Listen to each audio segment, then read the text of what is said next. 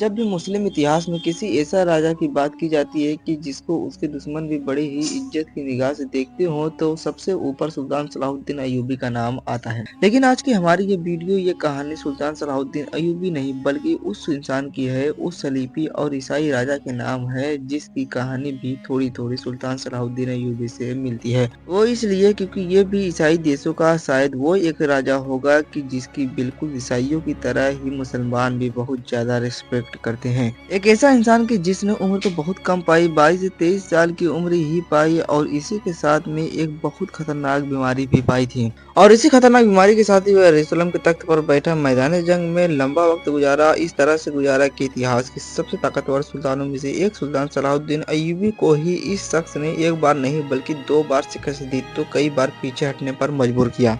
दरअसल हम बात कर रहे हैं सलीबी दौर के मशहूर राजा बाल्डमिन IV की, जिसको द लेपर किंग के नाम से भी जाना जाता है। लेपर इसलिए क्योंकि उस खतरनाक बीमारी का शिकार की जिसको हमारे यहाँ कोढ़ का मर्ज भी कहा जाता है। बाल्डमिन IV का जन्म 1161 ईस्वी में मुकद्दस शहर यरूशलेम में हुआ था। वो किंग ऑफ यरूशलेम के राजा मालिक का बेटा था। बचपन से ही बाल्डमिन IV को ऐतिहासिक किस्से कहानियां सुनने में बहुत ज्यादा शौक था। अभी इसकी उम्र 13 साल की ही रही होगी कि अचानक से एक दिन इसके बाप अमालिक की मौत हो गई। किंग अपने मौत से ठीक पहले मिस्र के राजा नूरुद्दीन जंगी के खिलाफ एक जंग से वापस आया था। बाप के मौत के बाद महल में मौजूद जो वफादार वजीर और बाकी लोग थे उन्होंने बाल्डविन IV को अपना अगला किंग चुन लिया। शुरू में तो ये सिर्फ नाजुक था क्योंकि इसकी उम्र अभी 13 साल ही थी, मगर जैसे ये 15 साल का हुआ तो सारी ताकतें इसके हाथ में आ गई। तो जैसे ही बाल्डविन IV ने अपने सल्तनत के तमाम मामलात अपने हाथों में लिए तो वैसे ही मिस्र के ऊपर एक बड़ी फौज लेकर हमला करने का फैसला किया। मामला यह था कि उस वक्त सुल्तान सलाहुद्दीन अय्यूबी एक शहर की तरफ अपनी फौज लेकर बिजी थे। बाल्डविन IV ने इसी मौके का फायदा उठाया और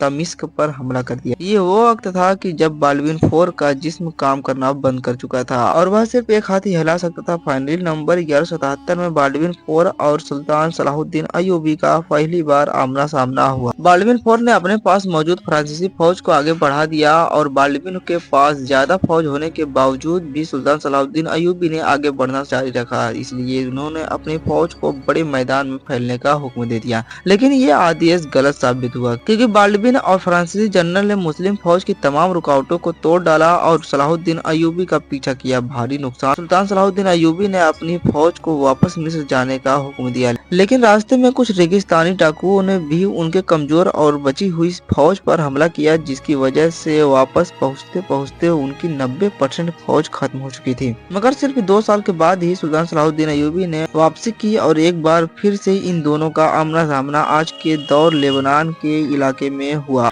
और इस जंग को इतिहास में बैटल ऑफ मर्ज के नाम से जाना जाता है। इस जंग में सुल्तान सलाहुद्दीन अय्यूबी की बड़ी जीत हुई और बाल्डविन IV की जान भी खतरे में थी। 1183 में सुल्तान सलाहुद्दीन अय्यूबी ने कर किले की मुहासरा किया, इसका घिराव किया, लेकिन इसका बड़ा ही जबरदस्त जानकारी मालूम किया, जिसकी वजह से सुल्तान सलाहुद्दीन अय्यूबी को इस किले का घेराव खत्म करना पड़ा। इन दोनों के बीच जो बैटल ऑफ लितानी लड़ी गई, इसमें भी सुल्तान सलाहुद्दीन अय्यूबी ने सलीबी और इनको काफी नुकसान पहुंचाया। इन दोनों के बीच लड़ी गई एक और बड़ी मशहूर जंग जो वैसे तो बेनतीजा रही थी, मगर इसमें सुल्तान सलाहुद्दीन अय्यूबी को बाल्डविन IV के मुकाबले में बहुत ज्यादा नुकसान उठाना पड़ा था। वो जंग थी बैटल ऑफ बेलवायल के नाम से जाना जाता है। बाल्डविन IV की मृत्यु सन 1185 ईस्वी में हो गई। तो उस वक्त बाल्डविन IV की उम्र लगभग 23 साल थी। बाल्डविन IV ने इस खतरनाक बीमारी के बावजूद भी यरूशलेम पर लगातार 11 साल तक राज किया। बाल्डविन IV ही सुल्तान सलाहुद्दीन अय्यूबी और बैतुल मुकद्दस के बीच आखिरी दीवार भी साबित हुआ, क्योंकि सिर्फ 2 साल के बाद मतलब 1187 में सुल्तान सलाहुद्दीन अय्यूबी ने सलीबियों को शिकस्त दी और इस तरह से यरूशलेम और बैतुल मुकद्दस को फतेह कर लिया। ईसाइयों का यह एकमात्र ऐसा बादशाह था जिसने सलाहुद्दीन अय्यूबी को कई बार शिकस्त दी और यरूशलेम पर कब्जा करने से रोका था।